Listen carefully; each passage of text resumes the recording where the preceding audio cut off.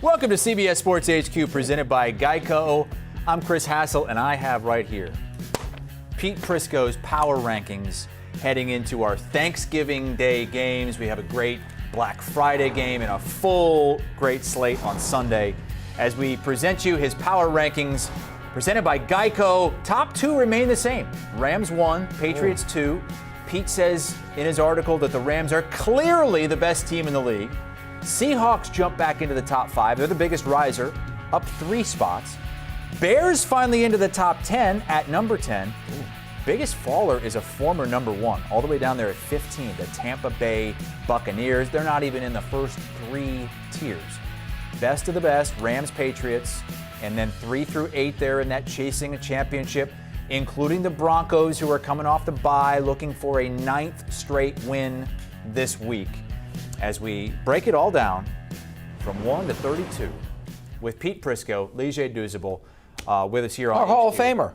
Yeah, he's got the gold jacket. It's not gold, it's brown. Hey, it matches your cast. It does. It's the same color. Are you in the UCF Hall of Fame? Should be, but not yet. Okay. Well, there you go. We're going to start that campaign. I love it. I love that. All right, let's start with the Eagles at number 5. And this was a team, Pete, that had a 21-0 lead. And I'm sure every Eagles fan is saying, give the ball to Saquon. Let's eat some clock up. And how many times did they give it to him in this 10 game? times. 10 times. 10 carries in the game when you lead 21. And it was actually less. Remember, they threw one behind the line of scrimmage, Yeah. which is essentially a It's carry. inexcusable. It's inexcusable for him not to get the football. It just is. It's just Do you think they're trying to save him for the stretch run, the playoffs? no. I mean, you got to win the game. You want to get the number 1 seed in the conference. You go win the game. I just don't understand the play calling. Sometimes, and I still think that the receivers are impacting the play calling.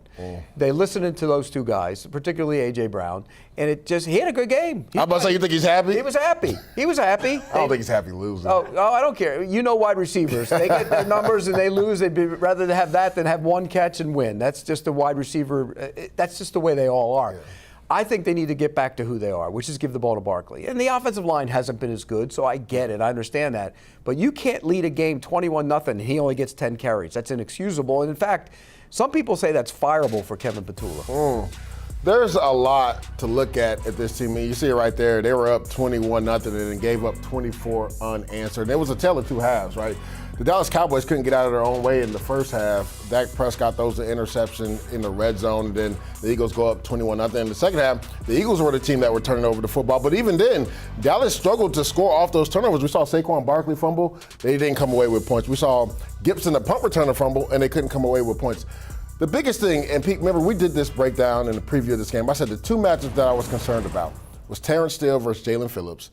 Jalen Phillips didn't touch the quarterback. Dak Prescott had all day to throw the football. So kudos to the Dallas Cowboys offensive line. And I said George Pickens versus Dory Jackson. Now, Jackson ended up getting hurt, had the concussion. But before that, Pickens was having his way. But Pickens was having his way with everybody. No matter who was on. So to me, that's the biggest concern because now you're a little light in the secondary. Andrew Makuba goes down, right? Sidney Brown comes into the game. That's another guy that hasn't really taken reps in the secondary. Keely Ringo has been an issue for them when he's had to go into the starting lineup. So if you're the Eagles, like, one of your strengths was the secondary, but now it's kind of like one of your weaknesses with the lack of depth right now. So this is a major concern for the Philadelphia Eagles. And to Pete's point, there's no excuse Saquon Barkley only touched the ball 10 times when you're up 21-0.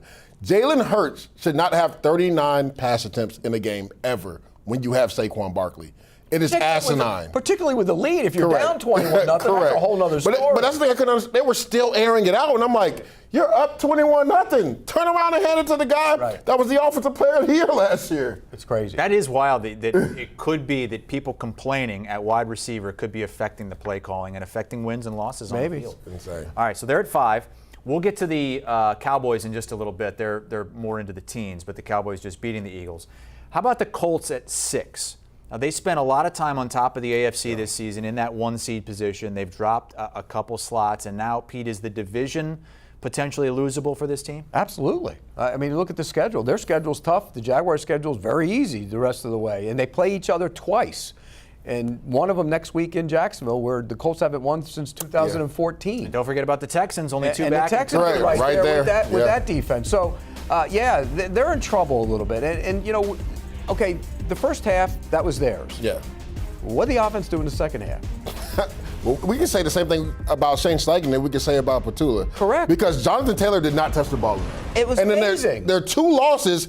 The common denominator is you don't get the ball to your best player. Correct. I don't get it. You came from the Eagles. You were a run-based team.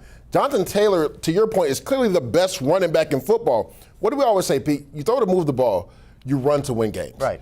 You're up on the Kansas City Chiefs by double digits. Jonathan Taylor should have been tired and should have had an ice bath after that game.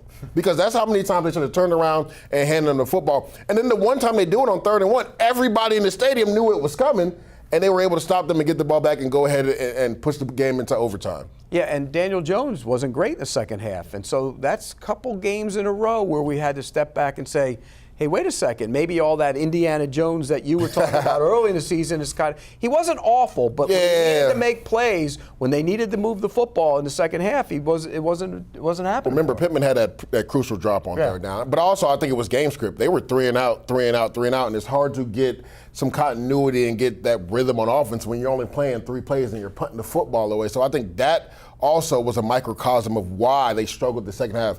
You have to get your best player to football. There is no excuse. I get it. You come out throwing the football because you know they're going to stack the box and they're going to stop Jonathan Taylor. You did that well in the first half, right? Daniel Jones made a lot of headway in one-on-one situations. But to close out the game, you have to get it to Jonathan Taylor. Has he not done it for you multiple times? We saw the Atlanta game. He closed it out for him. Get it to your closer in those situations. By the way, they got eaten up in man-to-man coverage in the second half a little bit. Charvarius Ward really struggled. Yeah, and I think it's because he doesn't have his legs under him. He's missed a couple weeks. And I will say Kansas City, more specifically, Patrick Mahomes was hunting him up in that second half in overtime. That was the biggest fourth quarter comeback Patrick Mahomes has ever had last week to keep the Chiefs' playoff hopes alive. Let's go to the Bills, who are also teetering right on the edge of the playoff race in the AFC after losing to the Texans. Pete, is it possible that this team misses the postseason? Oh, it's possible. It's definitely possible. This was your pick to win the Super Bowl. It's not going to happen, but it's possible. I don't like the way they play football at all.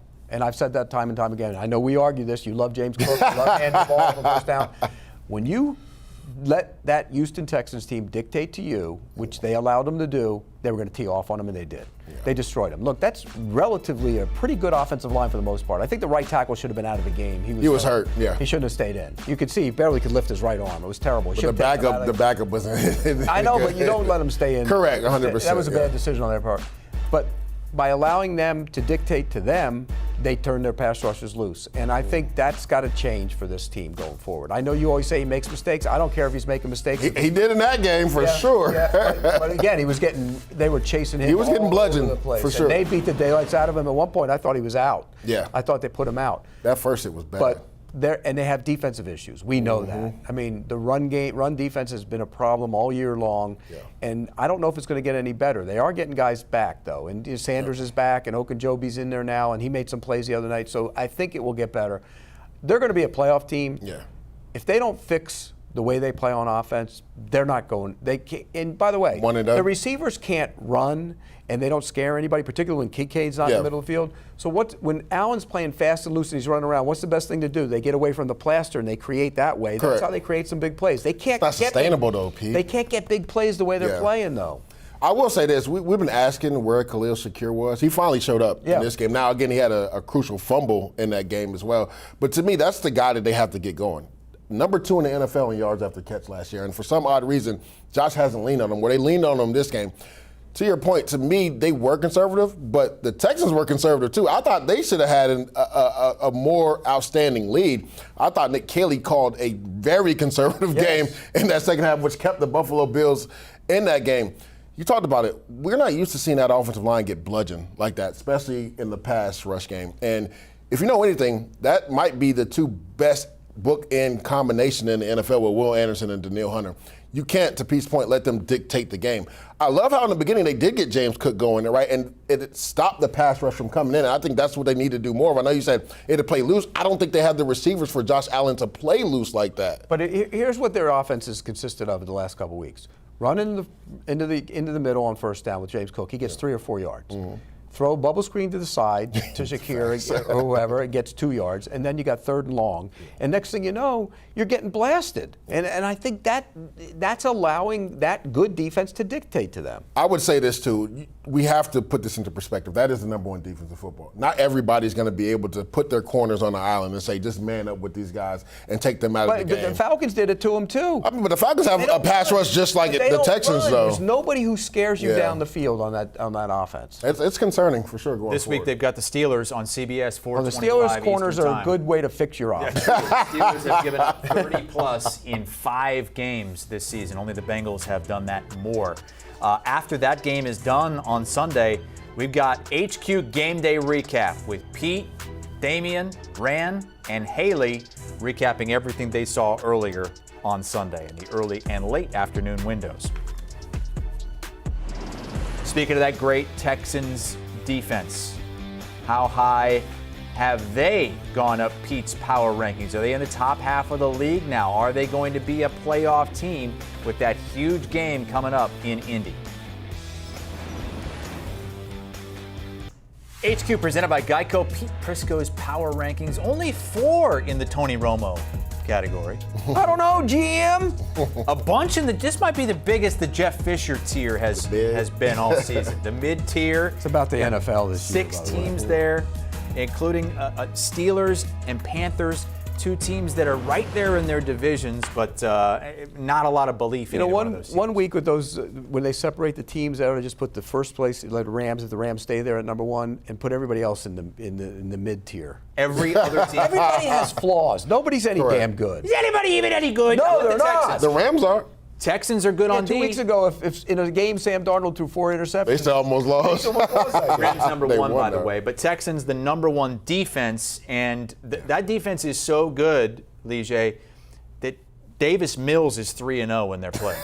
I mean, they were playing out of their mind. And I know Pete was saying a few weeks ago, he's like, oh, you back on that bandwagon? I said, well, that defense, I was never off. And the question mark was, could Davis Mills get them to where they're at in striking distance? And right now. You said before, when we were in the break, you said there's quarterback controversy. Yeah, it might be right now.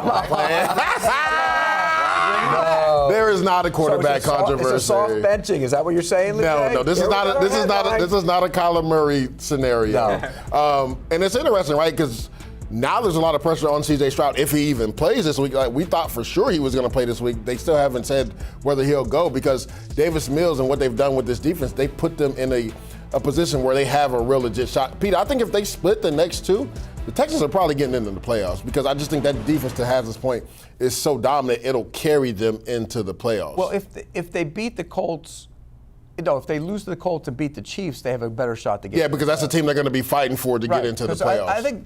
I think the way the schedules have played out, I think it's going to come down to the Chiefs, the Chargers, and the Texans. Because I think Jacksonville's schedule is so favorable that they're going to find a way to get in. Unless they Jacksonville it up. Yeah, which is entirely possible. So you're saying only one of those 3 gets in? I agree with that, too. Yeah. I think only Chargers, one. Chiefs, Texans. Texans. I don't think only one of those get in. Yeah, and if that's the case, then you have to win at Kansas City. Kansas City, yeah. And then if that's the case, then Kansas City plays the Chargers, and the winner of that game probably gets in. I will say this, because if I'm not mistaken, I think the Colts have to play the Texans twice still. They do. Mm-hmm. So you were saying, like, this division isn't over, so there's still an outside chance if they beat the Colts and lose to the Chiefs that they could win the division maybe if the Colts were to falter. Because right now, what are they, only 2 games behind them? Yeah. They still got to play them twice. And Jacksonville plays the Colts twice, Correct. too. So it's, the Colts have a tough schedule, man. They Their do. schedule They is do. tough. We'll learn a lot about them the next couple of weeks. Yeah, we will. All right, let's go to the Cowboys at number 17. Pete says in the article that they have to win out to get in. Do you agree with that? And I said this to Pete last week, starting with the Eagles game, I said they had to win 2 out of 3, right? Which could potentially put them at the end of the year 10-6-1. I think that gets you in because that'll put you in front of a team that's 10-7. And I think 10-7 is the mark to get in. Now, it may not in the NFC, but to me, that's the bare minimum mark. So they beat the Eagles, right? I actually have them beating the Chiefs. No, this wait a week. second. So you have them. They can't afford to lose 2 more games. No, they can lose 1. So you have them winning one. Losing 1 and then winning the rest. What, with that schedule? If you've seen this, so they beat the Eagles, right? Then they have the Chiefs and then the Lions.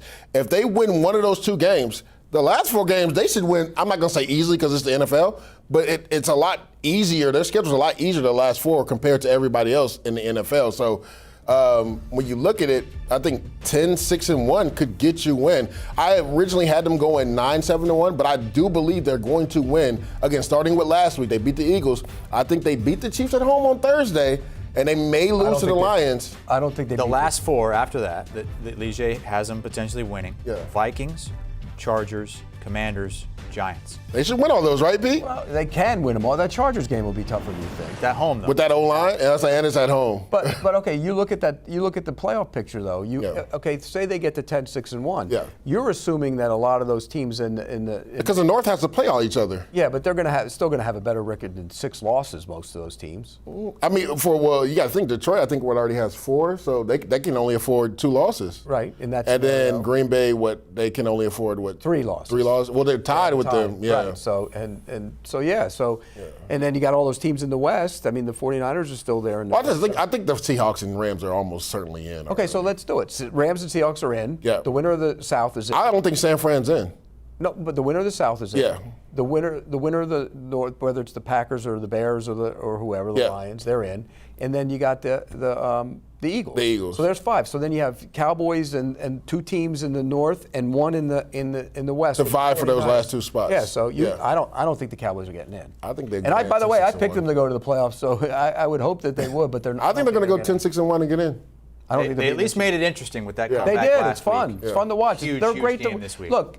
Let's give props to Dak Prescott, please. Finally, Yeah. give the man his due. The guy's playing really good football and has been for a long time. He doesn't get the credit he deserves. Shoddy too. Shoddy deserves a lot. Yes, of he love. does. Yeah. Yes, he Brian does. Schottenheimer. That game, Chiefs, Cowboys on CBS at 4:30 Eastern Time. Dandy Don's on that Thanksgiving.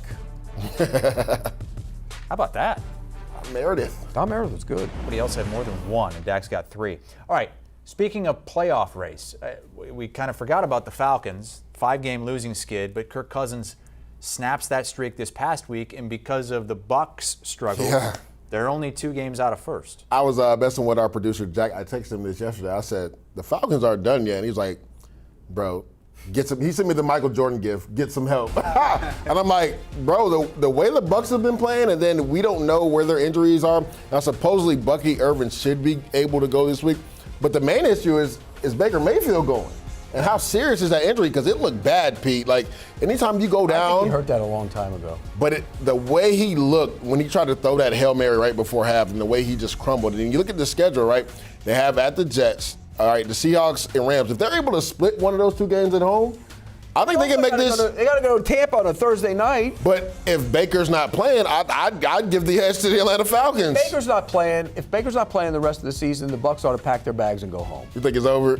Yeah, he's the heart and soul of that team.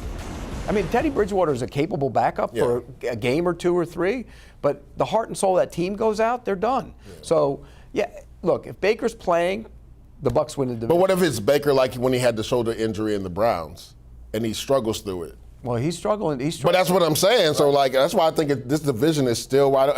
The Panthers refused. They have defensive problems. Oh, my God. They've really struggled. Zion McCollum has really struggled on the outside. He went from here to there. But that's why if you're a Panther player, you're like, you have to be pulling your hair out because the Bucs are trying to give you the division and you won't take it. But we also know with Kirk Cousins, though, he's playing for something. Right, and he actually looked really good, again, albeit at the Saints. The Saints defense actually played well this year, Saints, no pressure. Come on, that's Kirk Cousins. Let's see what he does. And the Jets defense played well last week. But that's what I'm saying. The Saints defense has actually played well. This is going to be a tougher challenge for Kirk Cousins this week. All right, if he beats the Jets, though, they're see. in the mix. Yeah, and definitely. if Baker Mayfield can't play, they have a chance. Yeah, real chance. All right, Thanksgiving week. And our Thanksgiving game on CBS doesn't get much sexier than this. Give it to me. Love Calling this. A playoff game. It is a playoff game. Really is. Feels like loser might be out. Chiefs, Cowboys on CBS and Paramount Plus, 4:30 Eastern Time on Thursday. All right, it's Shedeur time once again in Cleveland. He'll get his 2nd star after winning his first. Where does Pete have him this week, and what kind of hope does he bring the Browns the rest of the season? We're back here on CBS Sports HQ, presented by Geico, with the rest of Pete Prisco's power rankings, splitting them up 4 and 4, 4 down bad, 4 dumpster fires. Browns no longer part of a dumpster fire. I mean, we know they have an elite defense. And last week, Shedeur Sanders' very first start beat the Raiders, who are now in that dumpster fire tier. Pete, if you had to assign a letter grade to Shedeur Sanders' first start, what would it be? C+. Maybe B-. C+. Minus at the worst, I would think. Oh wow, you're one of those guys that just no matter what he does, you can't. No, see the that's bad. a lie. Because I definitely, when that last preseason game, he was not good at all. He did. I love the throw on the run. That was outstanding. The throw to Judy was a nice throw. Judy can't fumble that. No, that's just laziness. Yeah. What was he doing? He was stopping. He was trying to dead leg the guy. That was terrible. That was terrible. But he also sailed a bunch of passes, and look, he was better than he was at any point. Correct. And that's progress. And he's going to get his second start And he this week against the should, Niners. He should start the rest of the season.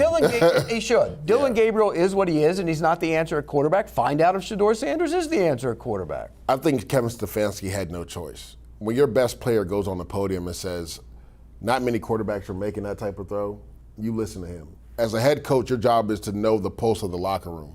And you can tell the locker room wants Shedeur to start. The fan base wants Shedeur to start. It's probably going to be electric at home this week for the Cleveland Browns as they take on the San Francisco 49ers. I know Pete said B-. I'd probably give him a B just because it was his first start. And this is a fifth-round pick, right? For him to... Yeah, but he played against the Raiders team. That's not I get that, but at the end of the day, it's still your first start as a fifth-round rookie. You know what I'm saying, Pete? You've only had 1 week of preparation with the starters. So you would think it's going to only progress and get better. And then when you look at it, the 17 previous guys that made their debut for the Browns all lost. He's in rare air right now as far as winning. Where's Quinn's name on that list? It was there. It was on the left side. It was right there. So if you're Shedeur, you just got to continue to know that you can lean on your defense. I mean, this defense is special. I said it earlier this year, Pete. I was like, it's sad that nobody gets to see this defense play because on film, it's a work of art and beauty as what they do. 10 sacks this past week. Myles Garrett has 18 sacks this year. He's 5 away from the record, and he still has 6 games. He might get it this week versus San Francisco 49ers. The way he's been playing, like, he is clearly the most dominant player, and I'm going to go ahead and say he is the best player in the league right now, any position. The most dominant and the best player in the league. And if you ask all the players, because I have, his name comes up first. That's how dominant. And now with Shedeur bringing all this energy, it'll be great for more people to tune in to see this defense go to work. And by the way, Mason Graham's starting to play at a high level. He's been balling. And then Malik Collins, too. Malik Collins has played well. The rookie linebacker's been out. He's been an all-pro this year, Carson Schlesinger. I mean, this team has talent on defense, and they call a good game, too. I mean, Schwartz calls a really good game. So that's the interesting thing, because people are talking about, could Andrew Berry be out of their GM? He's done a really good job. This draft was amazing for the Browns.